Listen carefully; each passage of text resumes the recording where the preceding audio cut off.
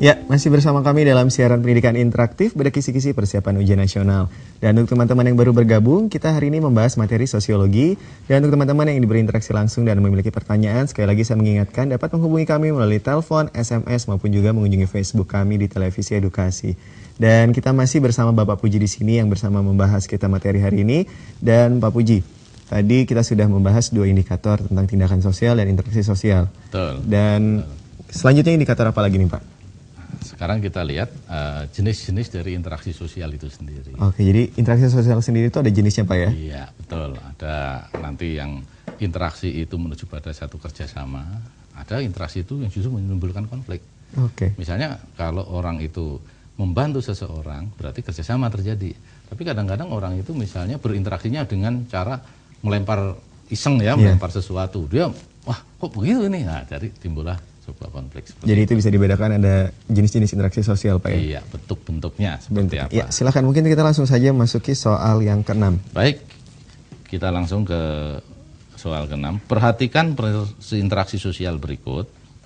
Ya, nah itu ada seorang yang sedang ketemu dengan putranya mau pergi, kemudian digendong dan dicium. Ya. Nah, di antara anggota keluarga saling berbagi kasih sayang dengan sepenuh hati. Ya. Nah, seperti yang tayangan tadi, ya, anaknya mau pergi, kemudian mencium dan dipeluk ya, oleh ayahnya. Seluruh tim futsal sangat bersemangat agar dapat memenangkan pertandingan. Baik. 3, kepala sekolah memberi selamat kepada siswa yang menjadi juara lomba baca puisi. Dan yang keempat, perselisihan antara masyarakat dengan pengusaha dalam menentukan batas perkebunan. Nah, pertanyaannya, interaksi sosial di atas yang bersifat asosiatif adalah A1 dan 2, Iya. B1 dan 3, C2 dan 3, D2 dan 4, E3 dan 4. Nah, kira-kira jawabannya yang mana? Yang paling tepat yang bersifat Yang paling tepat. asosiatif ya Pak? Dengan kata kunci adalah asosiatif, betul. Apa asosiatif?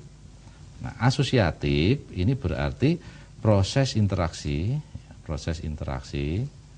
yang menuju kerjasama. Oke. Nah, asosiasi mana yang menjadi satu hubungan kerjasama? Kita lihat di soalnya. Di antara anggota keluarga saling berbagi kasih sayang dan berarti di sini terjadi kerjasama asosiatif. Iya. Nah, kemudian seluruh tim futsal sangat bersemangat agar menangkan pertandingan. Memenangkan pertandingan berarti ada kompetisi. Kalau kompetisi berarti bukan asosiatif tapi disosiatif. Kepala sekolah memberi selamat kepada siswa yang juara lomba berarti asosiatif. Iya. Dan perselisihan berarti terjadi pertentangan. Pertentangan berarti konflik. Berarti dia disosiatif. Jadi jawaban yang tepat adalah 1 dan 3. 3. Nah, jawabannya adalah 1 dan 3 atau yang B. Nah, seperti itu. Iya. Jadi bisa dikatakan bahwa asosiatif itu suatu kerjasama Pak ya? Betul, satu proses interaksi yang menuju bentuk kerjasama. Iya. Jadi saling sinergis antara individu dengan individu atau kelompok dengan kelompok itu supaya dia terjadi kerjasama. Seperti itu asosiatif. Ya, baiklah. Itu dia tadi soal kita yang pertama teman-teman. Dan tampaknya kita sudah ada pertanyaan lagi melalui SMS dari teman-teman di rumah, yaitu melalui 08773342 sekian. Pertanyaannya adalah, apa yang membedakan empati dengan simpati dan bagaimana membedakannya? Ya, terima kasih buat teman-teman yang sudah bertanya melalui SMS dan kita akan segera langsung menjawab bersama Bapak Puji di sini. Pak Puji, tadi pertanyaannya perbedaan simpati dan empati dan bagaimana membedakannya. Mungkin tadi di awal kita sudah sedikit membahas ya Pak ya. Baik, kita coba ulang lagi ya supaya lebih jelas. Kalau simpati dan empati ini sebenarnya sebuah satu keadaan yang hampir sama. Ya. Hanya simpati ini ada sebuah ketertarikan, rasa perhatian pada orang lain. Sedangkan kalau empati itu ketertarikan rasa tadi itu sangat mendalam, sangat mendalam dalam satu kejiwaan. Nah, biasanya perasaan mendalam ini muncul ketika kita melihat seorang yang berada pada posisi lebih rendah atau di bawah kita. Misalnya kita lihat orang kemiskinan, orang kelaparan, bencana. Nah, itu muncullah empati. Gitu. Jadi ketika kita melihat orang itu dengan satu kegembiraan, kita juga tertarik, kita juga punya perasaan pada mereka. Nah, tapi itu merupakan sebuah simpati. Oh, saya bersimpati dia menjadi juara.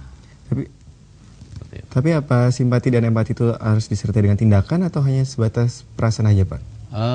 Ada sebuah perasaan yang kemungkinan juga membawa sebuah tindakan. Gitu, tindakan sosial. Karena interaksi itu dimulai dari sebuah tindakan. Oke, ya terima kasih Pak Puji atas jawabannya dan mudah-mudahan teman-teman di rumah puas dengan jawabannya. Dan kita akan segera memasuki soal yang nomor 7, masih di indikator yang sama. Soal yang nomor 7 nih Pak. Mungkin Mas Reza mau membantu ini, membaca soal ini? Baiklah, soal nomor 7, perhatikan contoh-contoh interaksi sosial berikut. Ya, nomor 1, sekelompok masyarakat melakukan kerja bakti membersihkan sungai. 2, seluruh anggota paduan suara menyanyi dengan penuh penjiwaan. 3, semua peserta Indonesian Idol menunjukkan kemampuan dalam dirinya.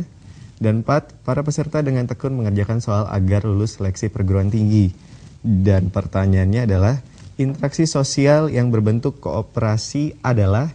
Iya, jawabannya A, 1 dan 2, B, 1 dan 3, C, 2 dan 3, D, 2 dan 4, dan E, 3 dan 4.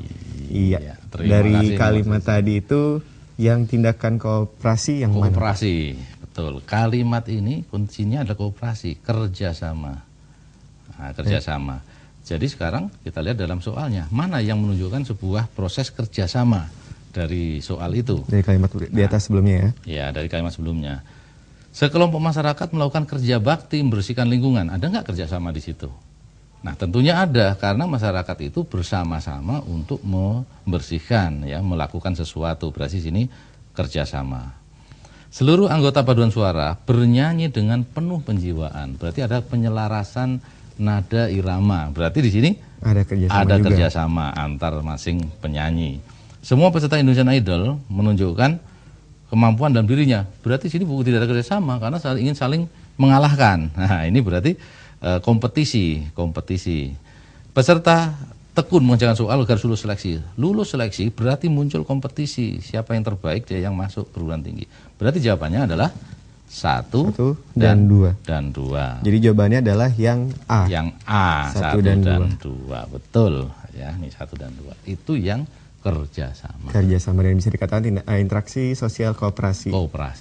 Kalau pertanyaan tadi diganti, ini adalah kompetisi, maka jawabannya 3 dan 4 gitu. Jadi soal-soal ini bisa dimodifikasi tergantung dari kemana maunya. Baik. Pertanyaannya itu. Soal yang sama bisa dijawab dengan yang berbeda. Iya. Ya, terima kasih Pak Puji, dan tampaknya kita sudah ada penelpon lagi Pak di rumah. Halo, Televisi Edukasi, dengan siapa dan di mana?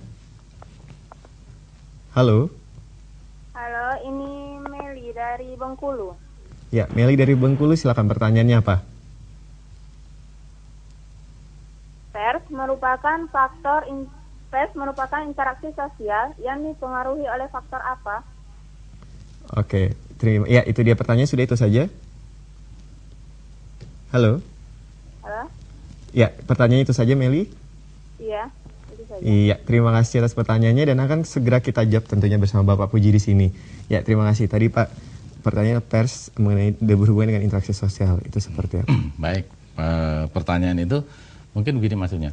Apakah pers itu bisa mempengaruhi sebuah interaksi? Ya. Nah, bisa saja, misalnya kalau pers itu memberitakan sesuatu yang mempengaruhi pola berpikir atau tindakan masyarakat.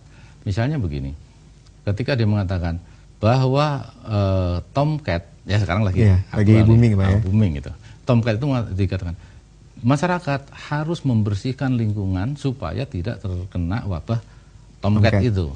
Nah, kemudian dengan adanya berita di pers itu, masyarakat beramai-ramai melakukan pembersihan lingkungan itu. Berarti dia terjadi sugesti, gitu, dipengaruhi oleh berita tadi, gitu. Misalnya berita tadi, Tomcat itu tidak boleh begini, tapi harus dilakukan dengan mengusir, jangan membunuh. Nah, ini juga merupakan sebuah sugesti, gitu, mempengaruhi tindakan orang lain. Atau mungkin pers itu, ya kalau dalam berita, ya, kalau dalam televisi misalnya ada iklan sesuatu, iklan dengan memakai ini maka kulit menjadi putih, gitu. Saya nggak menyebutkan mereknya. Kemudian ada orang yang terus, wah saya mau beli merek itu supaya saya putih, pakai 2 bulan ternyata ya belum putih-putih, memang dasarnya tidak putih, tapi itu terjadi sugesti. Oke. Dia merasa, oh saya lebih putih loh pakai ini. Seperti itu. Iya, terima kasih Pak Puji. Dan itu dia tadi Meli jawaban dan pembahasan dari pertanyaannya. Dan ternyata kita masih ada pertanyaan lagi dari teman-teman di rumah melalui Facebook. Dari Hani Latifah, apa saja kegiatan di masyarakat yang termasuk jenis tindakan sosial yang bersifat tradisional? Ya, itu dia pertanyaannya. Terima kasih kepada Hani atas pertanyaannya. Dan langsung segera kita jawab bersama Pak Puji di sini. Itu Pak, apa saja kegiatan di masyarakat yang bisa dikatakan adalah tindakan sosial bersifat tradisional? Baik. Misalnya kalau upacara-upacara adat ya, upacara adat itu dia berinteraksi dengan masyarakat yang lain dengan satu ritual tertentu, dengan cara tertentu, orang tidak bisa tahu kenapa sih harus seperti itu. Gitu. Misalkan, contoh kalau misalnya dalam perkawinan aja, ada upacara menginjak telur antara suami terus dengan calon istri.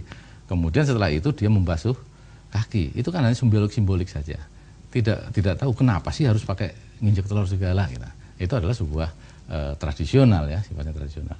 Kemudian juga misalkan kalau ada 7 bulan ya, ibu sedang hamil 7 bulan lalu ngundang orang lalu melakukan ini bersama ya, apa namanya?